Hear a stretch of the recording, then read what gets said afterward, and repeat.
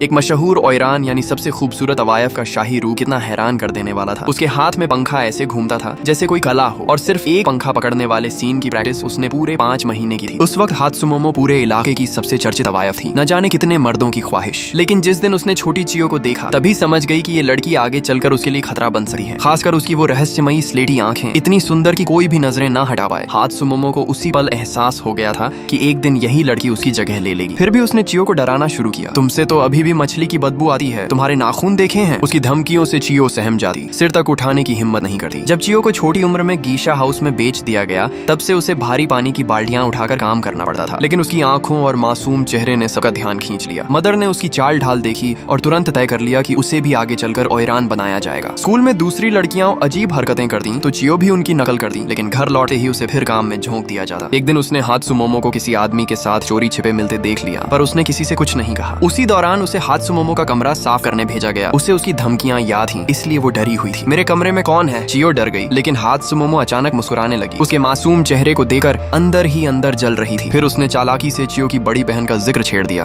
और उसे अपने काम में फंसा लिया। हात्सुमोमो ने दूसरी लड़की का कीमती किमोनो चुराया और चियो से उस पर लिखवा दिया। जब राज खुला तो सारा इल्जाम चियो पर डाल दिया गया। उसकी मोनो की कीमत पता भी है तुम्हें? हालांकि एक और औरत को उस पर तरस आया, मगर नियम तो नियम थे। उसने चियो को नीचे झुकने को कहा और खुद सजा देने लगी। चियो की चीखें पूरे घर में गूंजने लगी। मदर ने आवाज दबाने के लिए रेडियो तेज कर दिया। इतनी मार खाने के बाद भी चियो ने हात्सुमोमो का नाम नहीं लिया। उसे बस अपनी बहन के बारे में जानना था। तब हात्सुमोमो ने उसे रेड लाइट एरिया जाने को कहा। क्या पता तुम्हारी बहन वहीं ग्राहकों के साथ हो। बारिश भरी रात में चियो चुपके से बाहर निकल गई। तेज बारिश में लोगों से पूछती हुई आखिरकार उसने अंधेरी गली में अपनी बहन को ढूंढ लिया। दोनों ने तय किया कि अगली रात वो वहां से भाग जाएंगी। जैसे ही शाम ढली चियो जल्दी जल्दी छत पर चढ़ने लगी। वो सावधानी से छत की टाइलें पकड़ती हुई ऊपर पहुंची और पहली बार उस दुनिया को देखा जो उस कैद खाने के बाहर थी।